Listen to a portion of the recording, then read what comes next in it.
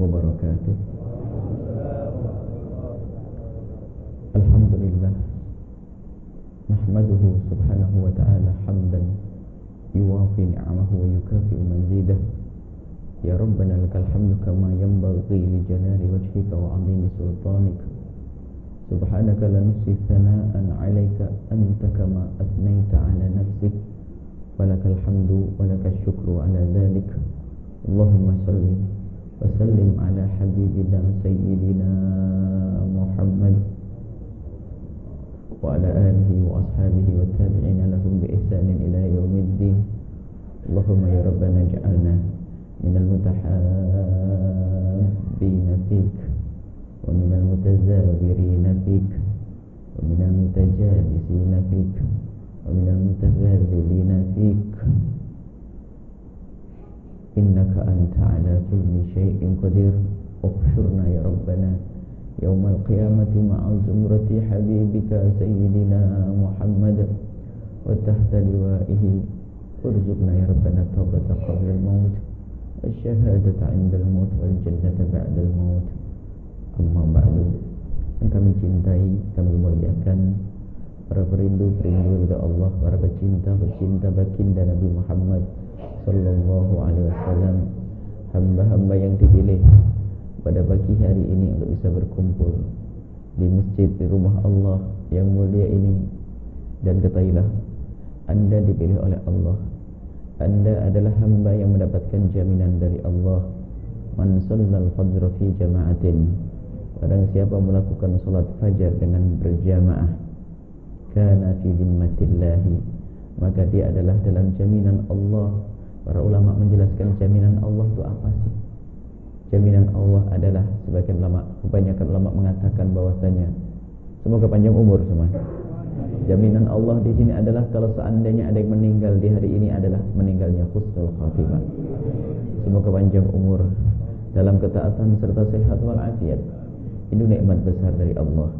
Kemudian akan kita lanjutkan lagi, kita duduk di tempat mulia ini hingga sampai nanti terbitnya matahari.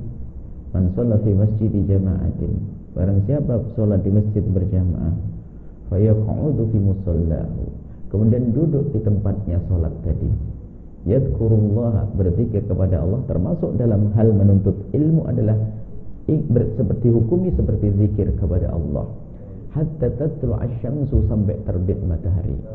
Setelah terbit matahari, fa yusalli rak'ataini, kemudian nanti melakukan disambung dengan sholat 2 rakaat. 2 rakaat ini boleh dikatakan namanya salat isyraq, sebagian mengatakan ini salat duha. Melakukan salat 2 rakaat, kana lahu ajru hajjati wal umrati tamataini, maka mendapatkan pahala haji dan umrah sempurna. Maka nanti jangan meninggalkan tempat ini kecuali kita sudah melakukan salat 2 rakaat. Kalau 1 jam dari saat ini berarti insyaallah sudah masuk waktu isyraq atau masuk waktu salat duha. Kemudian yang ingin kami hadirkan saat ini adalah perjumpaan kita yang pertama. Yang sudah pernah jumpa, kita anggap ini adalah perjumpaan pertama. Apa yang hendaknya kita bangun dalam jumpa pertama kita? Waktu baginda Nabi hijrah membawa sahabat-sahabat beliau dari kota Makkah ke kota Madinah. Kemudian di kota Madinah membuat kegiatan yang besar, program-program yang besar, program dakwah, program jihad dan seterusnya. Pertama kali yang dilakukan oleh baginda Nabi adalah mempertemukan hati orang muhajirin dan hati orang ansor. Maka kita pun harus seperti itu. Sebelum kita melakukan apapun, perjuangan seperti apapun tidak ada artinya, tidak ada maknanya jika kita tidak bangun itu perjuangan dengan cinta. Maka yang perlu kita hadirkan pada awal jumpa kita ini, bagaimana kita menjadi hamba yang saling mencintai karena Allah. Ini adalah kunci. Tidak ada guna, ada arti sebuah perjuangan jika tidak dibangun oleh orang-orang yang saling mencintai karena Allah. Dan kalau orang hidup dengan cinta karena Allah itu indah semuanya. Tak ada gelisah, tak ada susah. Karena hidup dengan cinta, ingin berjumpa. Di saat jumpa rasa senang, rasa bahagia. Itulah yang diajarkan oleh baginda Nabi SAW.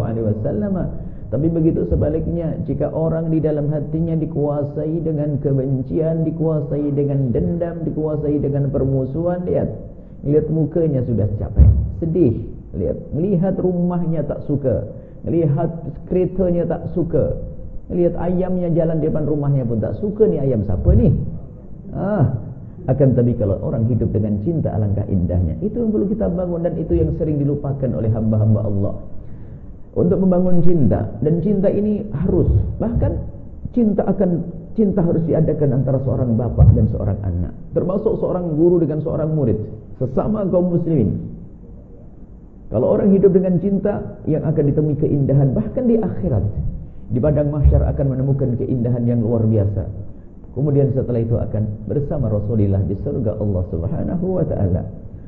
Termasuk dalam menuntut ilmu, yang sering kita lupakan adalah rumus dalam menuntut ilmu. Seorang dalam menuntut ilmu itu rumus yang paling utama dan pertama harus ada mahabbah antara guru dengan murid.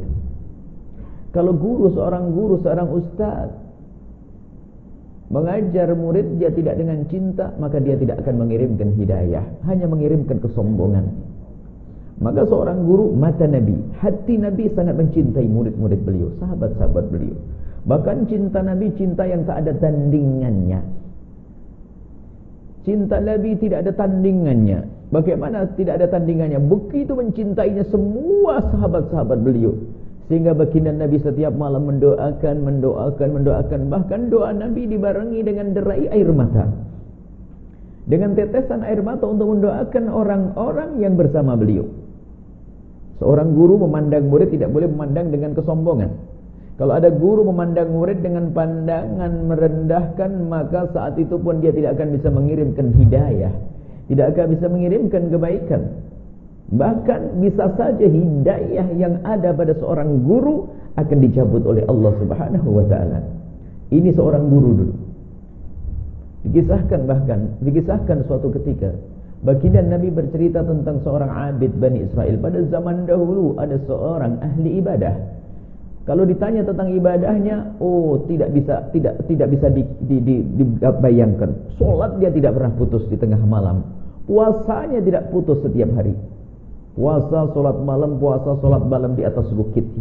Tinggal di atas bukit. Hebat dia ibadahnya. Kemudian di sisi lain ada seorang yang kerjaannya adalah tak karuan. Segala dosa pernah dilakukan di tengah pasar. Di tengah pasar sang pendosa, anak muda sang pendosa. Di sisi lain ada seorang ahli ibadah, seorang alim, ustaz di atas bukit beribadah dan beribadah. Allah menghendaki keduanya berjumpa. Sang ahli ibadah kehabisan bekal makanannya habis, maka ia pun harus turun ke pasar, turun ke bawah. Kemudian sang preman, sang pejahat, sang anak muda yang suka berbuat keonaran, kejahatan itu, tiba-tiba saat itu dia ingin naik ke atas bukit untuk jumpa dengan sang ustaz, untuk minta doa. Turunlah sang ustaz dari atas bukit. Ustaz turun dari atas bukit. Sang pemuda yang jahat tadi naik ke atas bukit, bertemu di tengah jalan setapak. Jalan setapak, jalan kecil, jalan bukit, jalan gunung. Di saat bertemu di jalan bukit, di jalan gunung, jalan setapak, mereka berpapasan, harus ada yang mengalah. Jika tak ada yang mengalah, maka tak akan bisa berjalan. Maka sang preman, sang anak muda yang jahat tadi, di saat melihat sang ustaz ada di hadapan matanya, yang ada hanya adalah kekaguman, hormat, cinta kepada sang ustaz. Biarpun dia jahat, dia adalah kerjaannya segala kejahatan pernah dilakukan. Akan tapi ternyata di dalam hatinya ada kekaguman kepada sang ustaz. Dia melihat sang ustaz di tengah jalannya, ia terduduk di jalan setapaknya, tak mampu berucap sepatah kata pun. Ia di pinggir jalan setapak memberikan isyarat dengan tangannya yang artinya silakan ya ustaz. Sang ustaznya di saat melihat anak muda yang jahat tersebut, ini sama-sama terkenal, ustaznya terkenal, penjahatnya juga terkenal. Maka sang ustaz juga tahu, ada apa kesini dia? Mau kemana dia? Tidak bertanya hendak kemana engkau, tidak mengucapkan salam, tidak menyapa hendak kemana engkau wahai anak muda, tidak. Apalagi di saat sang anak muda tadi mempersilakan, memberikan isyarat dengan tangannya, sang ustaz merasa punya hak untuk dihormati, dimuliakan, melangkah begitu saja tanpa mengucapkan salam. Apa Nabi bercerita? Lihat dua model manusia. Yang pertama yang katanya ahli ibadah, umrohnya banyak, mungkin kalau zaman sekarang, umrohnya banyak, hajinya banyak, tahajudnya banyak, puasanya banyak. akan tapi memandang orang lain dengan pandangan merendahkan. Karena dia memandang orang lain dengan pandangan meremehkan, merendahkan, maka menjadi sebab hidayahnya dicabut oleh Allah. Setelah dicabut menjadi nol, dia tak punya apa-apa. Kemudian di sisi lain, orang biarpun dia katanya jahat, katanya dia adalah membuat keonaran, akan tapi kalau dia di dalam hatinya tersembunyi penghormatan kepada syiar agama, dengar kajian pengajian semacam ini, dengar majlis semacam ini masih hormat, lihat ustaz hormat, disebut nama Nabi Muhammad hormat, puasa Ramadan dia ya biasanya mungkin dia minum mabuk, berjudi, tapi masuk Ramadan hormat. Kalau ada seorang anak muda yang katanya jahat kau masih menghormati syiar agama, tunggu, suatu ketika nanti akan diberi oleh Allah hidayah. Tapi sebaliknya, biarpun orang katanya jago ibadah, ahli ibadah, hebat ibadahnya, tapi kalau suka memandang orang lain dengan pandangan merendahkan, itu menjadi sebab hidayah dicabut oleh Allah. Nah, disinilah seorang ustaz kalau memandang orang lain dengan pandangan merendahkan, ia tidak akan bisa mengirimkan hidayah, bahkan hidayahnya pun akan dicabut oleh Allah. Ini adalah kaidah kunci pertama.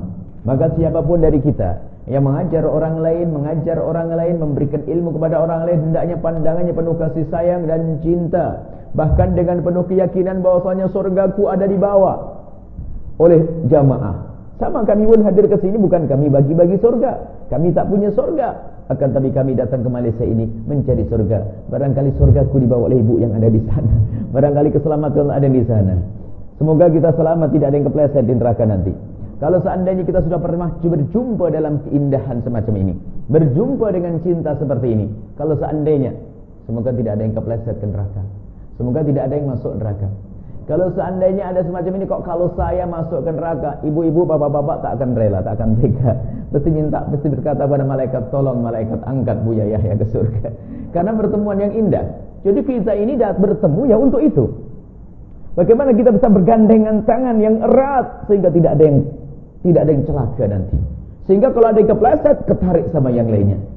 Itu adalah makna kecintaan, membangun cinta di antara kita. Begitu juga seorang murid dengan guru. Kalau mandang guru tidak dengan cinta, maka belajar ilmunya pun tak akan sampai ke hati, tak akan dapat ilmu yang manfaat.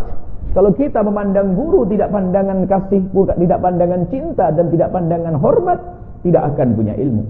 Seorang guru memandang murid pun harus pandangan dengan cinta dan hormat. Nabi Muhammad memandang umat beliau dengan penuh kecintaan. Dan para ulama penerus baginda Nabi kalau melihat murid-murid itu adalah dengan penuh penghormatan, bukan penghinaan. Karena apa? Meyakini murid adalah wasiatnya Rasulullah. Murid adalah sebab kejayaan kemuliaannya.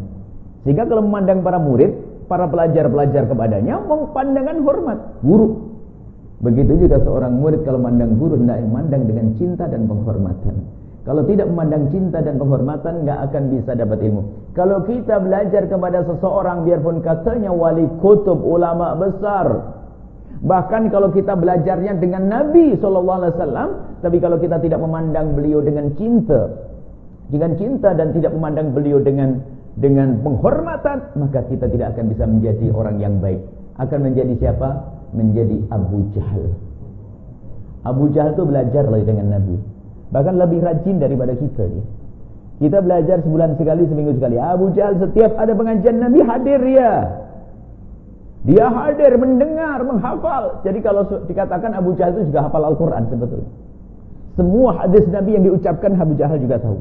Tiada yang terlewatkan. Wah, hebat dia, cerdas. Bahkan kalau mendengar itu hafal. Bahkan kalau Abu Jahal itu pergi ke tempat yang jauh, dia bayar orang. Duduk kau dengan Muhammad, tulis ngomong apa Muhammad. Cuma di dalam hati Abu Jahal tidak ada cinta, yang ada kebencian. Sehingga jadilah Abu Jahal. Maka kalau kita belajar kepada siapapun, hendaknya yang kita tumbuh suburkan di hati kita adalah makna kecintaan. Kemudian kita perluas lagi makna cinta. Mana cinta adalah indah dan harus kita suburkan. Ada sebab-sebab yang menghancurkan cinta. Kebencian, dendam. Na'udzubillah. Orang hidup dengan dendam. Orang hidup dengan dengki. Mendengki. Tetangganya beli kereta sakit. Yang beli kereta tetangga. Yang sakit hati kita. Tetangganya bangun rumah sakit, capek sekali. Penyakit di dalam hati yang namanya dengki dan dendam, sakit menyakitkan Allah. Kelihatannya orangnya seger buger, tapi setiap melihat tetangganya sukses, sakit hati. Jangan ada di hati kita penyakit seperti itu. Harus kita pangkas pada pagi hari ini. Kalau sudah kita pangkas penyakit itu, yang tersisa adalah cinta. Kalau orang mencintai itu, keindahannya bukan di saat diberi saja, tidak. Anda harus paham makna cinta ini. Orang kalau mencintai itu dikasih hadiah, senang. Tapi bukan di saat diberi saja dia senang, bahkan di saat memberi pun dengan kesenangan. Saya buat contoh. Seorang ibu yang hidupnya dengan kefakiran. Seorang ibu yang hidupnya dengan kemiskinan. Suaminya sudah meninggal dunia. Misalnya, punya anak kecil. Anak kecil ini umur 8 tahun, 9 tahun. Mau sekolah. Mau sekolah tak punya bicycle, sepeda ya, tahu ya? Sepeda, bicycle. Tak punya bicycle. Yang lain teman-temannya sudah punya bicycle. Cuman dia tak punya karena orang fakir, tak mampu. Sehingga setiap teman-temannya pada naik bicycle, dia jalan sendiri jalan. Ibunya itu terenyuh, hatinya sedih. Dia berpikir bagaimana aku membelikan anakku bicycle. Akhirnya coba dipegang anting, kalungnya coba dipegang, cincinnya dikeluarkan. Setelah dibawa ke pasar dapat uang cukup untuk beli bicycle. Dibelikanlah bicycle, dibawa ke rumah, taruh di kamar, anaknya dikasih selimut. Lalu anaknya dibikin kejutan, sayang, coba lihat di kamar ada apa? Ada apa sih ini? Coba lihat sayang. Tiba-tiba sang anak buka di kamarnya, ada sepeda, ada bicycle-nya. Girang sang anak, senang sang anak. Besok pagi sang anak berangkat sekolah naik bicycle. Sekarang pertanyaannya, di saat ibu melihat anaknya naik bicycle, senang atau tidak? Senang atau tidak? Gembira atau tidak?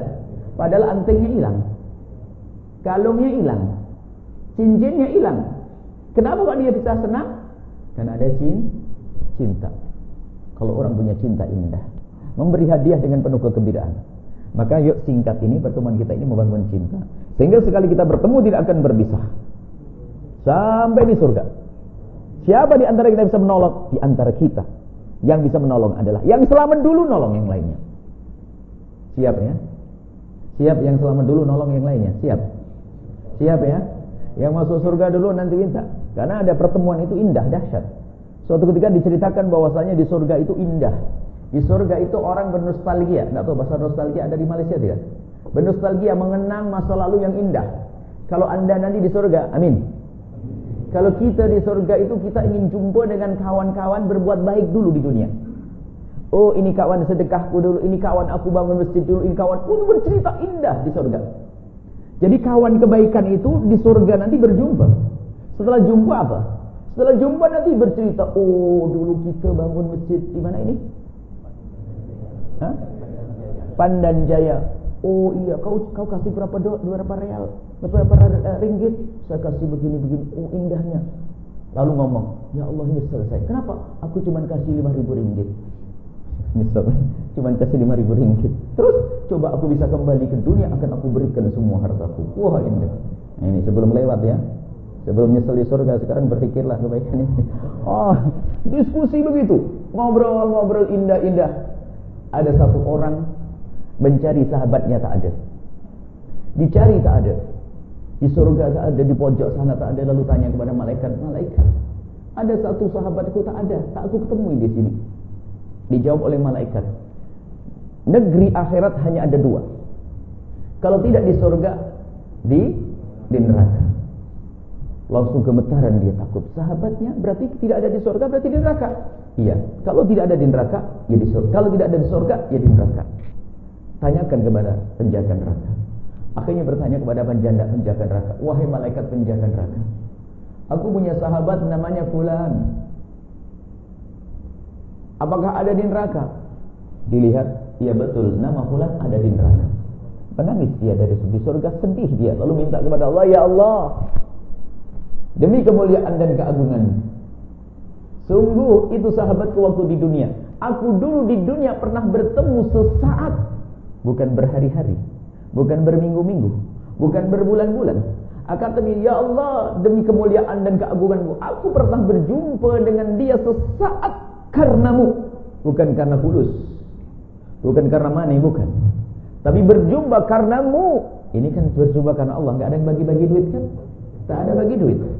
Tak ada bagi jabatan di sini. Insya Allah pertemuan karena Allah. Ya Allah, sungguh aku pernah jumpa dengan dia karena-Mu, bukan karena dunia. Maka tolong dengan pertemuanku itu ya Allah, angkat dia ke surga ya Allah. Dikabul oleh Allah. Kemudian orang yang berada di neraka diangkat ke surga berkat perjumpaan di dunia karena Allah. Nah, saling menolong begitu tuh kisahnya. Maka nanti kalau ada yang selamat duluan, ya sudahlah. Kita pernah ketemu di Malaysia di masjid tadi, namanya Masjid Al-Hilal. Masjid Al-Hilal, ya. Ya Allah, demi kemuliaan dan keagungan-Mu, aku pernah jumpa di sana. Itu kok ada yang kepleset ke neraka, angkat ke surga. Itu yang pakai imamah yang depan di kursi itu. Semoga kita tidak di neraka ya, amin. Baik, karena cinta indah. Akan tapi kalau sudah hati dikuasai dengan kebencian, kedengkian, tidak pandang siapa dia, kakak adik berebut waris. Neraka ahli neraka yang berjalan di atas bumi, sang perebut waris. Bapaknya sama, ibunya sama, lihat. Sudah begitu katanya sering haji dan umrah, tertipu dia adalah masuk neraka lewat Makkah. Kenapa itu terjadi? Hilangnya cinta. Ustaz dengan ustaz juga bisa bermusuhan. Ngurusi masjid tidak ketemu judulnya, tidak ketemu akurnya, tidak ketemu kasihnya. Ngurusi masjid musuhan ada, karena tidak ada cinta. Itulah ahli neraka yang tinggal di masjid. Maka ayo kita bangun cinta. Kalau sudah bangun cinta indah, terus bagaimana kita bangun cinta itu? Agar setiap kali bertemu dengan sanak kerabat saudara dengan penuh keindahan. Sederhana. Kalau ingin membangun cinta, yang pertama, biasakanlah kita mendoakan saudara-saudara kita. Biasakan kita mendoakan dengan doa-doa kebaikan. Ini rumus pertemuan. Jika Anda membuka handphone, ingin baca WhatsApp ya, ingin baca WhatsApp, sebelum baca isinya Anda kan tahu namanya. Lintaskan di batin Anda, di hati Anda, ya Allah berikan kepada dia segala kebaikan. Mendoakan dengan doa-doa kebaikan. Ini istimewa. Khususnya orang yang membuat masalah dengan Anda, orang yang membuat kesalahan kepada Anda.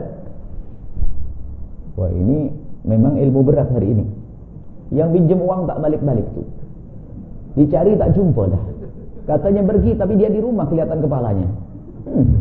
Sudah begitu ketemu jumpa Anda di belakang rumah, kalomnya gede. Wah, lagi ngitung duit lagi. Anda marah. Jangan mendoakan jelek. Bersihkan hati Anda. Itu setan yang mengajarimu untuk benci kepada dia. Setan mengajarimu untuk benci kepada orang yang pinjam uang, pinjam duit kepada Anda. Jangan doakan doa kejelekan, doakan dengan doa kebaikan. Jadi malam pagi ini kita berusaha untuk mendoakan saudara kita dengan doa kebaikan, doa kemuliaan. Khususnya saudara kita yang jahat sama kita. Kalau yang baik mah gampang, sering kasih duit, kasih kue, kasih buah, mah gampang tuh. Bukan jihad. Bukankah pekerjaan yang paling berat adalah jihad memerangi hawa nafsu? Sekarang pilih, kalau Anda sudah bisa mendoakan orang yang berbuat jahat kepada Anda, mendoakan orang yang berbuat baik sangat mudah. Tapi yang bisa mendoakan saudara sahabat yang berbuat baik, belum tentu bisa mendoakan orang yang berbuat jahat kepadanya. Berat. Dia kurang ajar sekali, jahat sekali dengan saya, menfitnah aku, ngambil duitku, macam-macam. Gimana aku bisa mendoakan dia? Saya ngelihat mukanya saja sudah, ya. Mau mendoakan gimana? Baik. Itu namanya operasi. Tahu operasi ya? Operasi kalau orang punya penyakit itu apa? Operasi ya? Operasi, operation. Jadi punya penyakit dalam, penyakit sesar, penyakit. Kalau orang menjalani operasi harus ada obat biusnya. Paham tak? Obat bius tahu ya? Kalau tak ada obat bius berarti ibu yang hamil tua, yang sudah hamil, kemudian dia mau disesar, sesar ya tahu? Saya lupa istilah Malaysia, sudah berapa tahun tak datang Malaysia ini. Jadi harus meraba-raba ini bahasa Malaysia lagi. Ibu mau dibelah, mau dirobek perutnya tanpa obat bius, berani tak? Tak berani. Maka harus ada obat bius. Apalagi membersihkan hati ini yang penuh dengan kekotoran, nggak bisa tanpa obat bius. Jangan berkata bisa, misalnya, ibu bisa enggak doain yang jahat sama ibu? Bisa. Bohong. Belum dikasih obat bius, baru ngomong bisa. Tadi saya terlanjur ngomong bisa lagi. Bisa. Itu bisa di mulut. Jahat banget sama kamu, ngambil merebut warismu dia. Bisa enggak? Bisa. Bohong. Kayak mau, ibu hamil tua nanti waktu lahiran sesarnya nggak pakai bius, bisa? Bisa. Kayak ngomong gitu. Harus ada obat bius. Saya kasih obat bius hari ini. Bismillah, obat biusnya adalah ingat hadis Nabi. Hadis baginda Nabi sallallahu alaihi wasallam. Jadi hadis idol, hadis favorit saya. Saya paling senang dengan hadis ini. Saya menghafal lama sekali. Bunyi hadis itu begini. Ma min 'abdin muslimin yad'u li akhihi al-muslimi 'ala dhahril ghaibi illa wa qala al-malaku wa laka bimithli. Tidak ada seorang mukmin yang mendoakan saudaranya yang tak ada di hadapannya. Makna tak ada di hadapannya itu termasuk di antaranya yang lagi bermasalah dengannya, yang kurang ajar kepadanya. Kalau kita mendoakan orang yang berbuat salah kepada kita, menyakiti hati kita, kalau kita doakan dia, maka malaikat semuanya mendoakan walaka bimithlit, engkau dapat duluan. Kalau anda pengen dikabul doa anda, saya pernah suatu ketika ketemu orang di Indonesia hampir sama dengan orang Malaysia. Katanya, Pak, ya Allah doain biar saya pergi umroh, mau doa di sana, mau doa di sana. Pernah dengar itu? Mau doa di sana di Multazam, doa dikabul. Kelamaan enggak usah tunggu umroh. Kalau doa anda pengen dikabul, doain orang-orang yang kurang ajar, yang berbuat salah kepada anda, yang menyakiti anda, doakan. Sehingga dikatakan oleh para ulama, ada satu doa yang sangat mudah dikabul, diterima oleh Allah, tapi sangat dilupakan oleh hamba Allah. Doa apa itu? Doa dengan cara mendoakan orang yang bermasalah dengan kita, orang yang berbuat salah kepada kita. Kalau kita doakan dia, maka malaikat menjawab walaka bimithli. Dan ini mujarrab. Maka kalau kita diganggu sama orang, langsung saja kesempatan untuk berdoa. Awas ya nanti malam ya, kau kurang ajar kepadaku ya, kau jahat kepadaku nanti malam. Salat 2 rakaat, ya Allah berikan rezeki kepadanya ya Allah. Jadikan istri dia semakin solehah ya Allah. Jaga anak-anaknya ya Allah. Lalu malaikat mendoakan. Kalau sudah doa malaikat tak ditolak oleh Allah, malaikat tak ada dosa. Walaka mithlin, engkau mendapat duluan. Sudah mulai masuk obat biusnya? Mulai sedikit masuk, mulai reda. Tapi belum nih kayaknya, karena terlalu keras hati kita kayaknya. Obat biusnya harus kuat lagi nih. Sudah mulai bisa ya? Yang kurang ajar nanti malam, awas tak doain nanti malam ya. Kurang ajar sekali kau ni. Pinjam uang tak balik-balik ya. Sudah aku betul mau umrah, tak datang kau, cari susah, bilang tak ada dia. Nanti malam, ya Allah, semoga rezekinya banyak ya Allah. Semoga bisa cepat umrah ya Allah dia. Ingat malaikat langsung jawab walaka bimithli, engkau akan dapat yang serupa. Mulai reda obat biasanya mulai masuk. Jadi rugi kita doain jelek. Kalau mendoakan, dan ini dari guru-guru yang kita dapat mujarrab. Kalau ada yang bermasalah denganmu, doakan dengan doa kebaikan, kau akan diberi oleh Allah lebih dulu, lebih cepat. Sebab pengkabulan doa ya begitu. Pembersih itu dua faedah. Bersih hati kita menjadi tidak benci. Yang kedua akan dikabul doa untuk kita. Sudah ya mulai bisa nanti. Maka nanti pulang ke rumah, habis ini pulang ke rumah, ambil kertas, tulis orang-orang yang bermasalah. Nama yang kurang ajar menjadi 1, 2, 3. Cuman judulnya jangan bilang orang bermasalah, orang jahat. Orang-orang baik yang harus aku doakan setiap saat, supaya nanti jika anak kita baca tak malu kita. Dirubah dengan judul yang baik. Sudahlah, lakukan saja. Kan sudah dikasih obat bius. Kalau ada yang berkata belum bisa, berarti anda ini orang kebal. Sudah kasih obat bius masih saya tak begitu. Berarti harus kasih dosis lagi. Saya tambah dosisnya obat biusnya. Sedikit lagi saya tambah obat biusnya.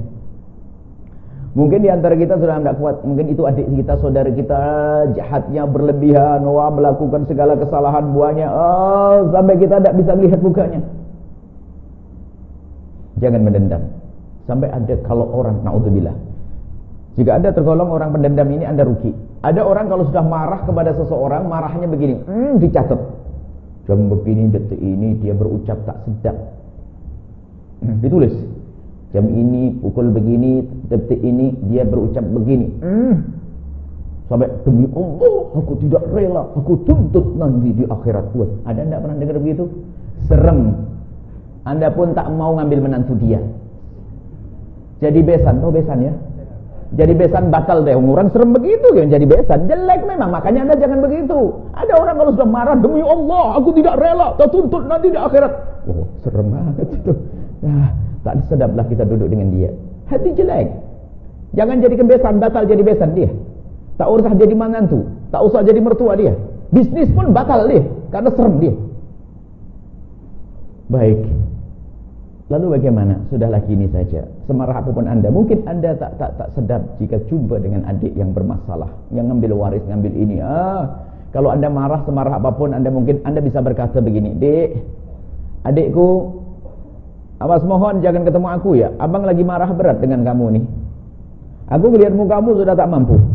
Cuman kalau adik punya hajat, punya apa, kirim nomor akun, rekening, nanti saya kirim duitnya." Gitu loh. Jadi adik kasih kabar, nanti saya kirim duit, itu saja. Pokoknya jangan ketemu saya lah. Bisa enggak merangi gitu? Kalau lagi marah, adik kurang ajar ya. Saya kirim hadiah nanti. Tahabu. Memberi hadiah akan menghilangkan kebencian di hati, akan munculkan cinta. Baik, obat bius terakhirnya, setelah itu kita akan diskusi tanya jawab. Obat bius selanjutnya beginilah. Ada sebuah kisah nanti di padang mahsyar. Kisah di padang mahsyar, kisah yang luar biasa agung, dahsyat, mengerikan. Ada orang yang berjalan dengan keringatnya. Ada berjalan bermacam-macam. Orang berjalan di padang mahsyar dengan dosa-dosanya yang matahari sejengkal di atas kepala kita. Panas, berkeringat, macam-macam, mengerikan. Akan tapi di saat seperti itu, ada yang menyeru. Allah menyeru. Dan yang mendengar seruan ini hanya ahlinya saja, orang-orang tertentu, manusia-manusia tertentu. Allah menyeru begini, Ainal mutahabbuna bijalali. Allah menyeru saat itu, mana orang-orang, mana hamba-hambaku yang di dunia hidup dengan cinta. Al-yawma udhilluhum yawma la dhilla illa dhilli. Saat ini akan aku beri perlindungan, akan aku beri payung perlindungan di saat tidak ada lagi perlindungan dan tidak ada lagi payung selain daripada payungku dan perlindunganku. Tiba-tiba Anda mendengar semuanya. Amin. Ahli mahabbah di dunia mendengar seruan ini. Tiba-tiba langsung berkumpul. Dan di saat sudah berkumpul seperti itu, tiba-tiba diseru untuk berjalan ke telaganya Rasulullah. Setelah itu Anda minum air telaga. Dan setelah minum air telaga, siapapun yang meminum air telaga tersebut tidak akan haus selama-lamanya. Kemudian setelah itu diseru, pergilah engkau ke surga. Dan meluncurlah hamba-hamba Allah yang hidup di dunia dengan cinta tadi, meluncur ke surga yang bagi manusia yang lainnya padang mahsyar dilewati puluhan ribu tahun. Bukan 100 tahun, puluhan ribu tahun. Tapi bagi orang yang hidupnya dengan cinta, tak menyimpan dendam dan dengki, meluncur ke surga. Dikatakan oleh baginda Nabi, disebutkan oleh baginda Nabi, ma bainadh dhuhri wal asri, seperti antara waktu zuhur dengan asar, meluncur seperti kilat. Setelah saya baca kisah ini, akhirnya saya berkata kepada diri saya sendiri, kalau kisahnya di akhirat begitu dahsyatnya, mengerikannya di padang mahsyar, kemudian orang yang dengan cinta itu disuruh meluncur ke surga, maka boleh detik ini, siapapun yang berbuat salah kepadaku, aku maafkan. Aku gak mau nuntut di padang mahsyar, takut ketinggalan saya nanti. Ayo ibu, yang ada berbuat jahat, buat salah, ibu masih mau nuntut di sana? Ketinggalan, awas. Ketinggalan, ayo. Mau ketinggalan? Kalau saya tak mau ketinggalan, Bu, yang berbuat salah kepada saya maafkan, sudahlah. Urusan pribadi saya. Kalau urusan Allah, urusan Allah. Ngambil uang saya, ganggu saya, mencaci saya, menggunjing saya, mengumpat saya, saya maafkan, saya tidak mau nuntut di akhirat. Takut ketinggalan saya. Mana yang berbuat jahat kepada aku?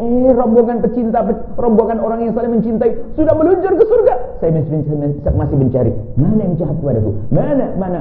Maka mulai detik itu saya sudah berkata pada diri saya sendiri, kalau ada yang berbuat jahat kepada saya maafkan di dunia saja, biar jadi tabungan pahala. Daripada aku nuntut di akhirat, aku ketinggalan dari rombongan kemuliaan. Saya mau tanya, ada yang mau nuntut? Enggak, sudah mulai masuk obat biusnya. Sudah mau menuntut? Tidak. Percuma menuntut di sana, enggak jadi apa-apa. Memperlambat langkah kita ke surga. Tapi kalau hati lapang memaafkan, langsung jadi pahala. Kemudian surga Allah itu kan luas. Sudahlah begini sajalah. Itu sudah obat biusnya sudah cukup. Sekarang penutup obat bius kasih perban. Perbannya begini saja. Perbannya seperti guyonan. Guyonan tapi beneran.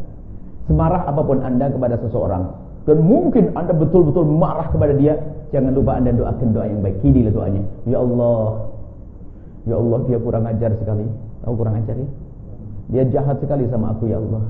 Tapi aku mohon ya Allah, masukkan dia ke surga.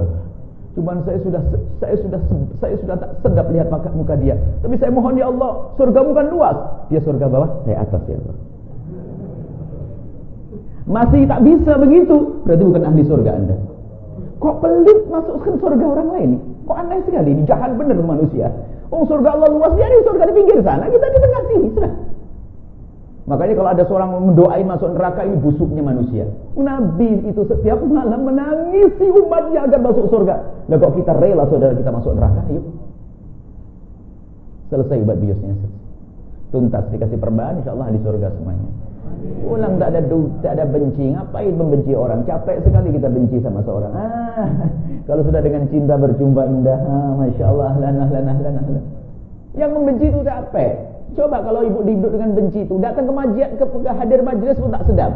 Wow, ustaz idolaku, aku senang dengan ustaz ini. Buru-buru datang, baru duduk sadar yang di sampingnya orang yang dibencinya. Keringatan dia. Kenapa duduk dengan dia? Sedap, tak sedap. Baik. Kemudian setelah itu, kami sekaligus ingin menginformasikan juga, ini selesai masalah pembangunan cinta, dan setelah ini diskusi, kita obrolan, bertanya apa saja. Kedatangan kami di sini adalah untuk silaturahim juga, untuk jumpa dengan hamba-hamba Allah, ahli iman, ahli surga, untuk bisa mendoakan kami. Dan juga kami ingin menggugah siapapun untuk peduli dengan anak-anak. Tumbuhkan kecintaan kepada anak dengan sesungguhnya. Putra-putri kita, anak-anak kita, di mana anak kita? Karena kebetulan kami dengan beberapa saudara-saudara dari Malaysia ingin membuat sebuah pendidikan, lembaga pendidikan agama. Kita mulai dari Terengganu dan nanti akan kita buat juga di Kuala Lumpur, di mana saja. Ingin membangun umat, menjadikan mereka selamat akhlaknya. Nah, di sini perlu pemahaman dulu tentang sebuah pendidikan. Ada sebuah kisah ini, Anda suruh pilih. Anda insya Allah ahli ibadah semuanya, amin. Salat subuh ada di sini, masya Allah ibadah. Cuma nanti ada kisah di akhirat. Ada suatu ketika ada orang mau menuju surga, belum masuk surga. Dia berbangga dengan amalnya. Dia punya sholat, punya puasa, dia punya haji, punya umrah, mau menuju ke surga. Di saat dia hendak berjalan menuju ke surga, tiba-tiba ada yang berteriak dan menghentikan. Stop. Wahai malaikat, tolong hentikan orang itu. Ini orang di neraka ngomong begitu. Siapa kau? Dan siapa mereka? Yang di neraka berkata, wahai malaikat, jadi nanti kisah di neraka di surga itu kelihatan loh ya. Coba dibaca surat A'raf itu. Ahli neraka itu bisa berdiskusi dengan ahli neraka, ahli surga. Macam minta, berikan aku setetes air. Haram buatmu, kata ahli neraka, ahli surga. Ini bisa diskusi, lihat. Tujuannya apa? Biar ahli surga semakin bersyukur. Karena kalau nikmat itu dibanding dengan kesedihan semakin nikmat. Misalnya ada es segar, bukan es segar, es degan, es apa segar. Kemudian kalau diminum di waktu matahari terik, matahari panas udara, lebih segar. Begitu juga kalau ada orang haus, itu selagi tak kelihatan ais, biasa saja, haus. Tapi di saat ada orang mengirim ais, oh ini ais ada di depanmu, ais degan, ais sirup. Tahu setelah di depannya bilang, kau tak boleh minum.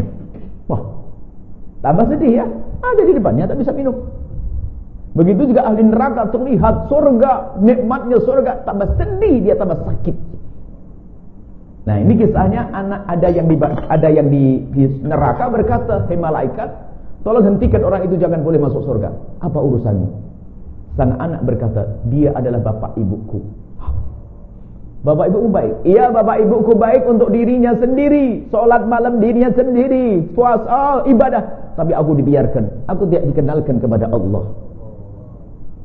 Ini banyak orang tua lupa, lalai. Kalau bicara tentang ibadah nomor 1, tapi anaknya tak tahu ada di mana dia.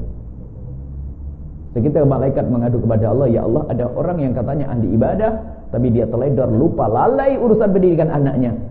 Allah perintahkan masukkan bapak ibunya ke neraka bersama anaknya. Semoga anda bukan golongan ini, amin. Hati-hati. Yang kedua ada kisah lagi. Ada ahli surga tiba-tiba berkata, malaikat, aku mendengar suara.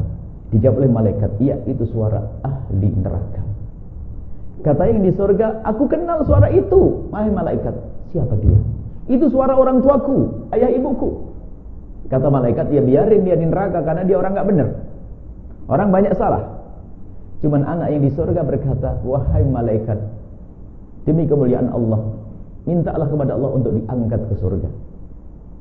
Karena apa? Memang ibuku tak benar, ibuku tak baik, tapi ibuku selalu mengatakan, nak kau belajar Al-Quran, belajar agama, belajar kenal ulama, tapi ibuku tak pernah datang. Ibuku nyuruh-nyuruh saja sampai aku menjadi kenal ulama, aku jadi baik, tapi ibuku tidak baik. Bapakku tidak baik masuk neraka, tapi aku menjadi baik karena pengarahan petunjuk dari bapak ibuku. Tolong bawa ke surga wahai malaikat. Malaikat mengadu kepada Allah, ya Allah, ada hambamu di neraka punya anak soleh, dan anak soleh ini merasa jadi baik karena petunjuk bapak ibunya, dan bapak ibunya di neraka. Allah memerintahkan, angkat orang tua yang di neraka ke surga bersama sang anak. Mau seperti ini, Bu? Saya nggak mau. Masuk neraka kok mau, nih bagaimana ini? Wah ini. Pengennya masuk surga langsung ya? Baik. Pengennya masuk. Sudah terlanjur itu gimana tadi?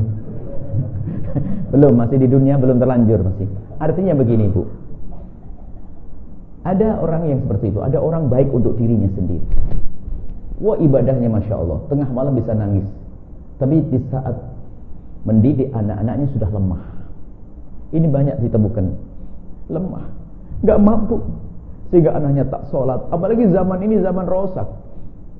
Tak seperti zaman dulu, zaman mudanya ibu bapak mah biasa, aman-aman. Televisi, internet tak ada. Sekarang apa yang tak bisa dilihat oleh anak kita? Allah.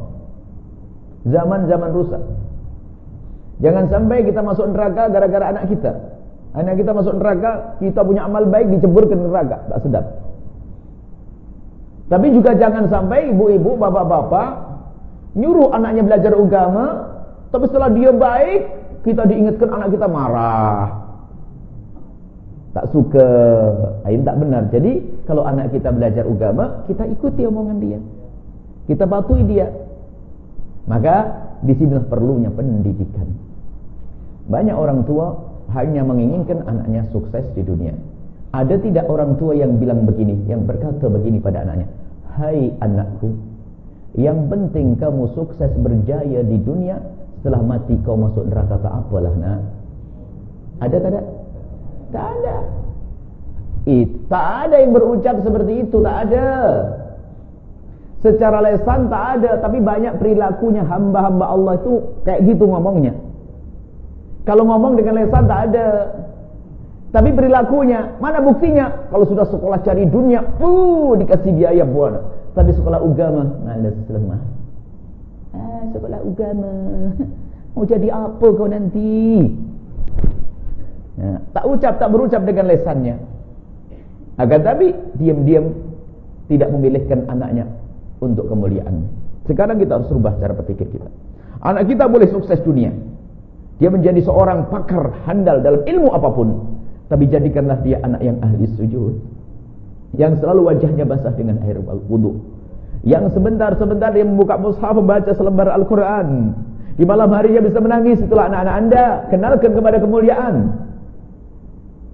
Bahkan anak Anda bisa menjadi pejabat tinggi, pejabat negara yang tinggi, boleh. Tapi dia yang bisa menangis di saat mengingat dosa-dosanya. Allah, itulah anak-anak kita. Bagaimana untuk menghantarkan anak ke tempat tersebut? Harus kita kenalkan ke tempat mulia, majelis mulia, guru mulia. Sambungkan anak kita dengan guru. Anak kita harus punya idola seorang guru, harus punya kecintaan seorang guru. Siapa yang kau cintai daripada ulama saat ini, nak? Kalau dia tak punya, tak tahu apa? Idolaku pemain bola, Umi. Neraka, was, hati-hati nanti. Kalau idolaku adalah seorang artis. Bukan seorang artis, bukan tidak boleh disayangi. Seorang artis ada ahli surga, pemain bola ada ahli surga. Cuman itu standarnya itu apa? Kalau belum bisa mengatakan idolaku adalah ulama. Di sini mungkin yang mendengar suara ini ada artis. Bukan ini berarti merendahkan artis. Kalau orang idolaku seorang tukang cangkul, apa sih makna yang diinginkan? Idolaku adalah orang yang dekat kepada Allah, idolaku. Bukan tukang cangkul rendah. Sayyidina Imam Ali jadi kuli, ahli surga. Tapi yang kita kagumi bukan Sayyidina Ali waktu jadi tukang pekerja, tapi Sayyidina Ali yang soleh, begitu. Nah, ini sekarang anak kita, siapa yang dicintai oleh anak-anak kita? Kita menginginkan ada program-program, misalnya program pendidikan agama praktis, ringkas. Paling tidak mereka mengerti fardu ain, fikih praktis. Yang kedua, mereka mengerti akidah praktis, akidah ahli sunnati wal jamaati, Asy'ariyah yang jelas. Fikih praktis, akidah praktis ini untuk kelas sibuk.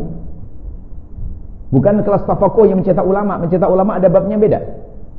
Kita bisa membuat pelajar-pelajar yang di university itu, mereka harus memberikan waktu tak usah banyak-banyak. Tak usah banyak, 16 jam saja. 16 jam dalam 1 tahun. 16 pertemuan dalam 1 tahun berikan untuk akidah, fikih, akidah praktis singkat. Akidah praktis, fikih praktis, akhlak. Akhlak itu perlu yang dirasakan, bukan akhlak dihafal. Banyak seorang anak kalau ditanya bagaimana hukum berbakti pada orang tua, wajib, tapi masih berucap kejam, berucap kasar kepada orang tuanya. Ada. Jadi akhlak, kemudian setelah itu membaca Al-Quran. 4 kurikulum, 4 materi saja. Fikih praktis, akidah praktis, akhlak, kemudian membaca Al-Quran. Ini saja. Ini untuk anak kelas sibuk yang ingin jadi pakar-pakar dalam urusan dunia. Tapi lihat, 4 hal sudah dikuasai. Nanti ada kelas mencetak ulama, maka di pesantren kita juga buat seperti itu. Khususnya yang di Cirebon sana ada mencetak ulama penghafal Al-Quran di bawah 15 tahun. Sebab bagi yang menghafal Quran di Cirebon sana hanya kita batasi di bawah 15 tahun. Kalau sudah 15 tahun ke atas, sudah waktunya dia belajar ilmu halal dan haram. Ilmu halal dan haram. Kemudian di sana ada program juga tafakuh mencetak ulama, ada. Kemudian di situ ada program seperti sekolah kerajaan, ada sekolah dasar, sekolah menengah, itu ada. Ini adalah untuk membidik masyarakat yang berbeda-beda, kelas yang berbeda-beda. Jadi ada orang yang pengen anaknya jadi pengusaha, businessman, oke, sekolah di sini. Nah, kita pun juga menginginkan. Karena apa? Di manapun, di negeri manapun, yang namanya kelas dunia, sekolah dunia itu digemari, disukai. Ekonomi dan seterusnya. Cuman bagaimana kita memberikan kepada mereka roh. Roh itu adalah kehidupan anak-anak kita. Makanya begini, ibunda yang solehah dan para bapak yang soleh. Jika anda punya putra ingin jadi seorang dokter, oke nak, kau boleh jadi dokter. Tapi tolong, kau harus memahami 4 hal ini. Harus wajib dia. Harus ngerti fardu ainnya. Jangan anda lupa. Bahkan jadikan anak kita mendahulukan yang itu. Mendahulukan urusan pendidikan agama. Kalau sudah kita mendoakan pendidikan agama, kita akan kehilangan anak. Intinya di hati anda itu, anda punya kerinduan, punya kecintaan. Tidak dilarang anak kita menjadi seorang pejabat negara tinggi, yang ahli sujud, yang takut kepada Allah. Bahkan mungkin jadi Perdana Menteri suatu ketika nanti.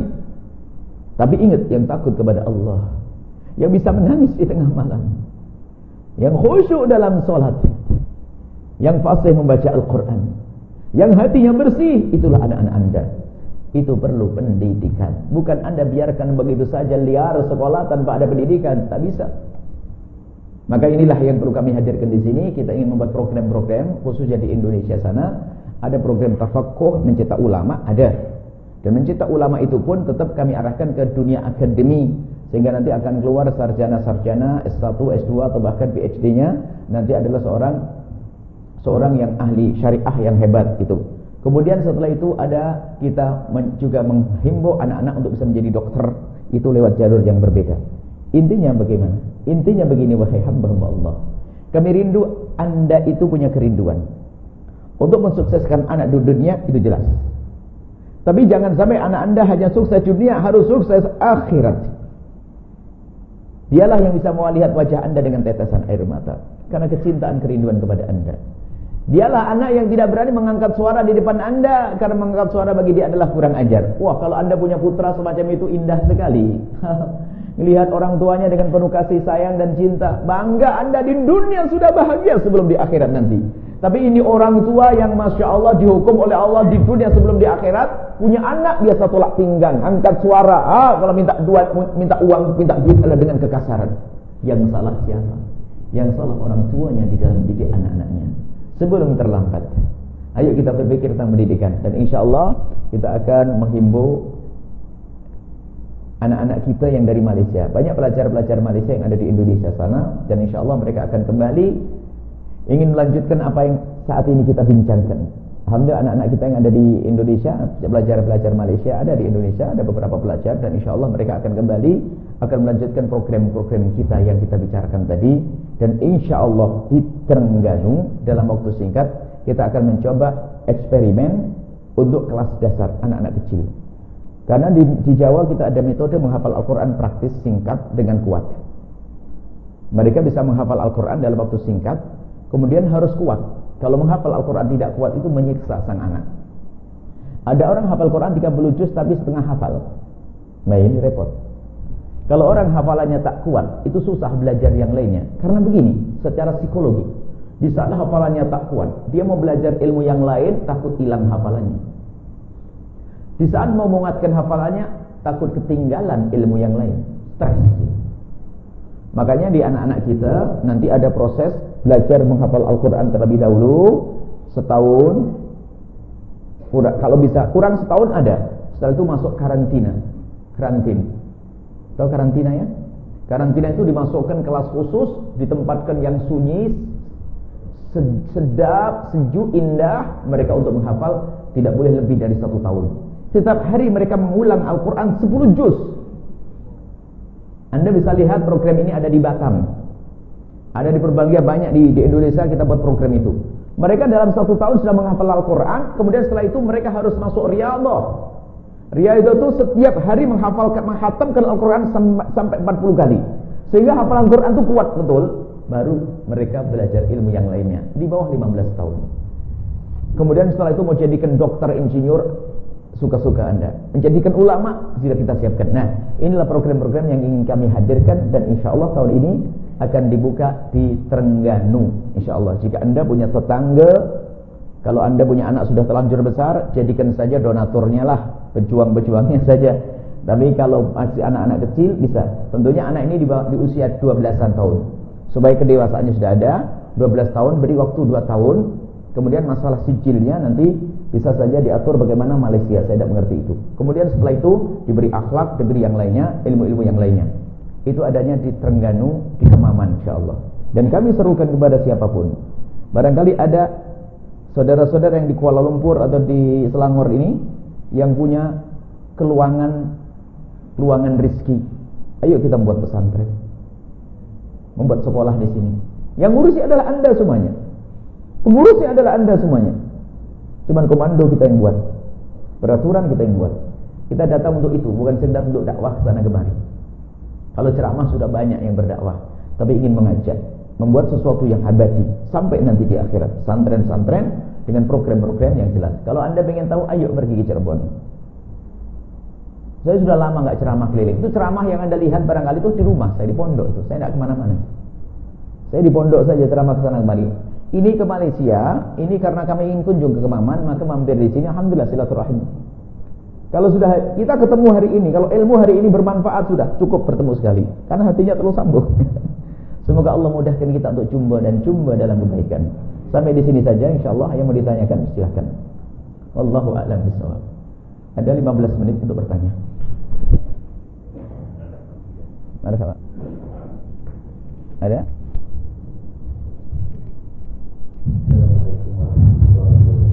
Salam. Tentang didikan anak-anak, kadang-kadang ada konflik Ya. di antara suami dan istri, di mana kadang-kadang si suami ke arah akhirat, cumanya si istri ke arah keduniaan.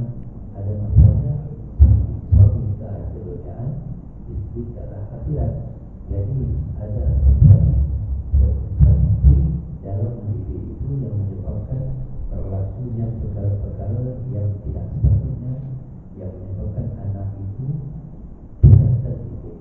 Jadi itu kita nasihat daripada kita. Baik, wajar. Selagi Anda di dunia, terlalu ada persilangan pendapat, kontradiktif antara suami istri. Kecuali Anda di surga nanti gak ada permasalahan. Semoga masuk surga semuanya. Cuman permasalahan di dalam rumah tangga tak boleh jadi penghalang anak kita untuk selamat dunia akhirat. Harus begitu. Konflik ada. Saya juga punya masalah dengan istri saat, termasuk menyekolahkan anak. Ada perbedaan. Seorang istri menginginkan anaknya sukses urusan dunia. Wajar karena hidup di dunia dia. Seorang suami menginginkan anaknya urusan akhirat. Apakah ini kontradiktif sesungguhnya? Oh tak. Tak kontradiktif sesungguhnya. Yang kontradiktif itu begini, sang istri tidak mau anaknya masuk surga. Malah ini kontradiktif. Tak ada. Sang istri yang katanya menginginkan anaknya pakar dunia, tapi tetap menginginkan anaknya masuk surga. Enggak kontradiktif sebenarnya.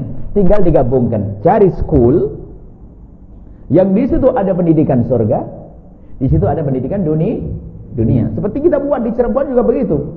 Ada spesial pesantren, kalau dulu namanya pesantren salaf. Pesantren ulama itu ada, kita buat. Tak ada urusannya dengan sijil. Enggak ada urusan dengan sijil kerajaan, tak ada. Ini ada, banyak nih perindunya banyak ini. Tapi di sisi lain kita membuat school yang ada sijilnya, di situ ada pendidikan dunia sekaligus pendidikan akhirat. Enggak ada kontradiktif insyaallah. Maka cerdaslah Anda wahai para orang tua. Jangan semerta-merta Anda menyekolahkan seorang anak tapi di situ ada pendidikan akhlak, tidak ada pendidikan agamanya, Anda akan rugi. Dan masa-masa yang bersih adalah masa-masa muda. Usia SD, usia 6 tahun sampai 12 tahun, 12 menjelang 15 itu masa sensitif. Masa sensitif, masa pancaroba menjelang masa pubertas. Di saat mulai menjadi yang lainnya. Kalau dulu masih kanak-kanak enggak ada syahwat. Tapi sudah mulai tumbuh nih. Kalau sudah kita salah menyekolahkan, naudzubillah. Tiba-tiba anaknya menjadi penzina, anaknya menjadi hobi melihat film kotor dan sebagainya. Di usia 12 sampai 15. Maka Anda harus waspada. Tapi kalau anak Anda sudah Anda bekali di usia itu sampai 18, setelah itu 18 tahun masuk university, Anda akan menemukan putra Anda di university, waktu duha dia salat duha, malamnya tahajudan, di dalam tasnya ada Quran, setiap ada masa dia buka selembal Al-Quran sambil menitikkan air mata. Itulah anak Anda. Amin. Anda harus rindu semacam ini. Tak ada kontradiktif setelah ini.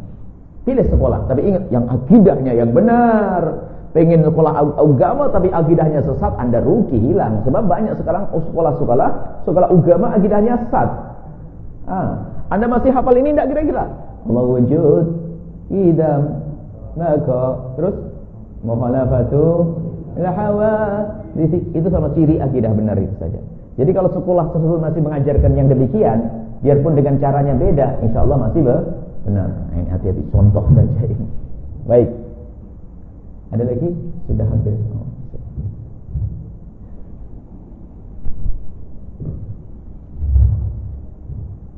Bismillahirrahmanirrahim. Salam. Saya Abu Sayyidi dari Indonesia. Mungkin pertanyaan saya ini keluar dari tentang bersolat. Kan di dalam sholat itu ada yang namanya wudu dan ada yang namanya sujud.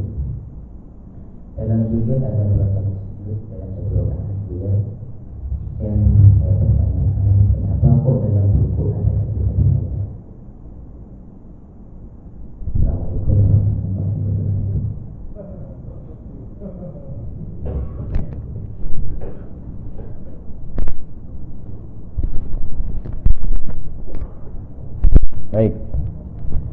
Urusan ibadah. Namanya ibadah itu adalah lebih banyak namanya ta'abbudi. Kadang akal tidak bisa mencerna dan menjangkaunya. Dimulai dari wudunya. Mulai dari wudu. Wong yang kan batal wudu karena buang air kencing atau buang angin. Kenapa yang dibasuh harus wajahnya? Mestinya kan di situ yang dibasuh. Karena itu adalah maknanya tidak bisa dijangkau. Tapi namanya ta'abbudi, patuh kepada Allah. Wudu, batalnya wudu karena bersentuhan dalam mazhab Syafi'i. Yang bersentuhan adalah tangannya. Kenapa wajahnya juga dibasuh? Seperti itu.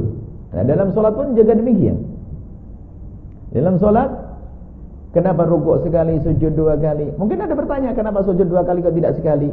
Nanti balik tanya begitu nanti. Baik, itu namanya ta'abbudi yang tidak perlu ditanyakan tentang keadaannya. Karena kita patuh kepada Allah. Kita patuh dalam ibadah. Jadi, banyak hal ibadah yang kita tidak boleh, bukan tidak boleh, tidak perlu bertanya. Karena pasrah kepada Allah subhanahu wa ta'ala. Sama mengasuh, kata Imam Ali, "Law kana ad-dinu bil aqli", kalau seandainya agama tidak bertentangan dengan akal, tapi tidak semua akal Anda harus paham, sebab yang punya agama adalah Allah. Kalau seandainya agama itu hanya pakai akal-akalan, niscaya mengusap khuf itu di bawah bukan di atasnya. Khuf, sepatu itu yang di atasnya. Kenapa tidak bawahnya? Yang dipakai jalan bawahnya. Jadi namanya ta'abbudi. Kemudian juga banyak, mulai dari mulai takbiratul ihramnya, rukuknya, sujudnya, duduknya. Kenapa begitu? Kalau ditanyakan, tidak ada ujungnya. Nanti akan ditanyakan lagi, kenapa hidung aja di depan? Kok jadi susah? Kalau naik sepeda, naik motorcycle, saya harus pakai masker. Kenapa hidung saya tidak di belakang? Nanti ngomong begitu, nanti pada akhirnya repot ya. Karena enak di belakang, nggak usah pakai masker ya. Saya karena hujan susah ini. Nah, ini Allah bentuk dah, ya sudah begitu. Serahkan kepada Allah. Tinggal kita patuh saja, patuh percaya kepada Allah. Allah wajib kita sholat, sholatnya caranya seperti itu. Sallu kama ra'aitumuni usalli, sholatlah engkau seperti aku sholat. Nabi ajarkan semacam itu. Wallahu a'lam bishawab. Ada beberapa 5 menit lagi. Bagi siapapun yang ada ikatan kerja, tugas, boleh meninggalkan majlis. Tak apa. Karena supaya tidak melakukan yang haram. Isyraq pukul berapa ini? Saya tak baca tadi. Sudah masuk isyraq? Sudah. Berarti setelah isyraq Anda kalau tunggu sesaat namanya duha sekalian.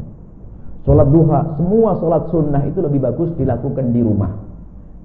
Kecuali sholat duha bagi orang yang tinggal di masjid. Perbedaan.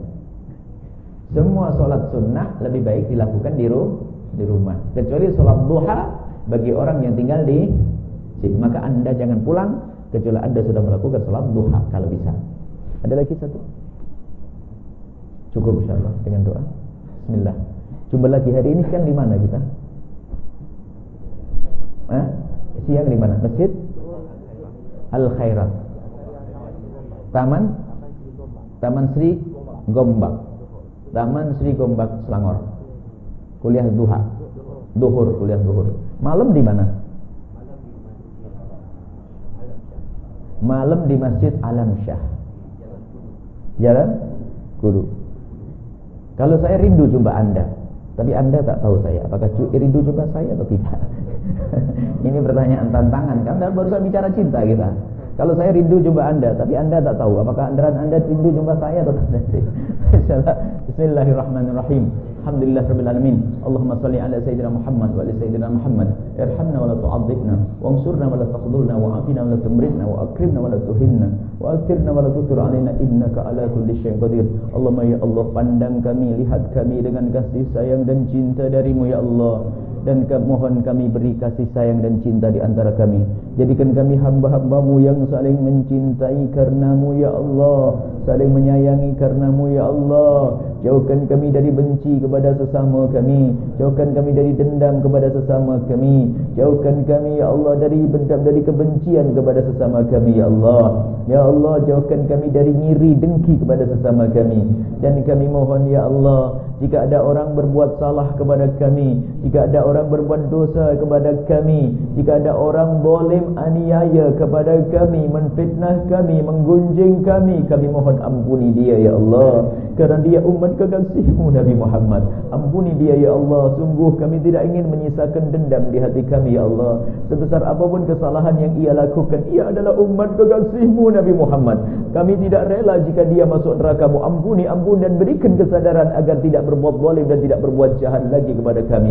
Dan kami mohon ya Allah, ya Allah, seperti Engkau pertemukan kami saat ini, jumpakan dan pertemukan kami kelak di surga bersama kekasih-Mu Nabi Muhammad.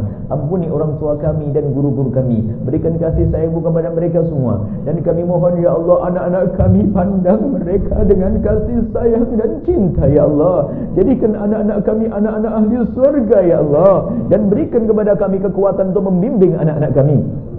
Berikan kepada kami ya Allah kekuatan untuk membimbing anak-anak kami ya Allah. Berikan kepada kami petunjuk untuk membimbing anak-anak kami agar kami tidak salah dalam mendidik anak-anak kami. Jadikan anak kami anak yang sukses dan berjaya di dunia dan sukses dan berjaya di akhirat. Ya Allah, ya Allah, Rabbana atina fid dunya hasanah. Berikan kepada kami dan anak-anak kami di dunia kebaikan ya Allah, dan berikan kepada kami dan anak-anak kami di akhirat kebaikan ya Allah. Dan kami mohon ya Allah, wujudkan keindahan dalam rumah tangga kami ya Allah, suami istri yang saling mencintai karena-Mu dengan penuh kasih sayang, penuh pengabdian, penuh pengorbanan, penuh pengertian, dengan anak yang soleh solehah yang dibanggakan oleh kekasih-Mu Nabi Muhammad. Yang belum menikah ya Allah, jaga kehormatan kemuliaan mereka, mudahkan mereka untuk mendapatkan pasangan, jodoh orang-orang mulia yang Kau muliakan, yang menjadi sebab mereka mulia di dunia dan di akhirat. Dan kami mohon ya Allah, yang sempit rezeki, lapangan rezeki mereka dengan rezeki yang halal penuh berkah. Yang sakit sembuhkan, yang punya hutang mudahkan kami dalam membayar hutang-hutang kami ya Allah. Dan kami mohon jauhkan kami dari sebab-sebab kehinaan ya Allah. Jauhkan kami dari segala dosa ya Allah. Jaga mata kami dari melihat yang haram, jaga lisan kami dari berucap yang haram, jaga telinga kami dari mendengar yang haram, jaga anggota tubuh kami dari yang haram, syahwat kami ya Allah. Jauhkan kami dari melampiaskan syahwat dengan cara yang haram. Buka pintu halal untuk kami ya Allah. Jauhkan kami, keluarga kami, sanak kerabat kami dari zina yang hina dan Kau hinakan itu ya Allah. Jauhkan kami, anak keturunan kami dari zina yang busuk, hina dan Kau hinakan itu ya Allah. Dan kami mohon jika ada di antara kami ada hamba-Mu yang terpeleset dalam hina dan busuknya zina, kami mohon berikan kesadaran ya Allah. Ampuni dia ya Allah. Tutup aibnya ya Allah di dunia sehingga di dunia tidak terhinakan, dan tutup aibnya di akhirat sehingga di akhirat tidak Kau hukum ya Allah. Bencikan kepada zina dan buka pintu halal untuknya ya Allah. Dan jauhkan kami dari membicarakan, menggunjing dan mengumpat orang berzina ya Allah. Jauhkan kami dari meninggalkan solat tetangga-tetangga kami. Jauhkan mereka semua dari zina dan meninggalkan solat. Jauhkan kami dari judi dan minuman keras. Jauhkan kami dari saling bermusuhan ya Allah. Kami ingin hidup indah dalam cinta ya Allah. Kami mohon ya Allah, panjangkan umur kami dalam ketaatan serta sehat walafiat. Dan kami mohon ya Allah, berikan kepada kami semua husnul khatimah. Dan kami mohon jangan cabut nyawa kami sebelum Kau ampuni dosa kami ya Allah. Dan kami mohon kirimkan kepada kami hamba-hamba-Mu yang tulus dan ikhlas ahli surga-Mu yang bisa berjuang bersama kami di negeri ini Allah. Kami mohon kirimkan kepada kami orang-orang tulus dan ikhlas ahli surga-Mu yang bisa berjuang bersama kami untuk bisa bergandengan tangan menuju surga-Mu ya Allah. Dan jadikan kami bersama mereka, jangan Kau tinggalkan. Siapapun yang telah berjuang bersama kami, yang membantu dakwah kami di sini, berikan kepada mereka segala kebaikan di dunia dan di akhirat untuk diri dan keluarga mereka ya Allah. Berikan kepada kami dan mereka husnul khatimah, mati dalam keadaan iman. Dan kami mohon ya Allah, jangan cabut nyawa kami sebelum Kau ampuni dosa kami. Kami takut di alam barzah-Mu ya Allah. Kami takut di padang mahsyar-Mu yang mengerikan ya Allah. Kami takut di neraka jahannam-Mu ya Allah. Jadikan kami hamba yang saling mencintai karena-Mu ya Allah, sehingga kelak di padang mahsyar kami akan berkumpul bersama orang yang saling mencintai karena-Mu, lalu meluncur menuju surga seperti kilat ya Allah. Tidak merasakan panasnya padang mahsyar, dan berikan kepada kami semua husnul khatimah, mati dalam keadaan iman. Dan kami mohon ya Allah, jadikan ucapan kami di akhir hayat kami kelak saat Engkau hendak mencabut nyawa kami ingin saat itu ya Allah hati dan lidah kami mampu mengucapkan kalimat agung dan mulia, la ilaha illallah Muhammadur Rasulullah, la ilaha illallah Muhammadur Rasulullah, la ilaha illallah Muhammadur Rasulullah sallallahu alaihi wasallam. Rabbana atina fid dunya hasanah wa fil akhirati hasanah wa qina adzabannar. Wa sallallahu ala sayyidina Muhammadin wa ala alihi wa sahbihi wasallam. Alhamdulillahirabbil alamin. Al-Fatihah.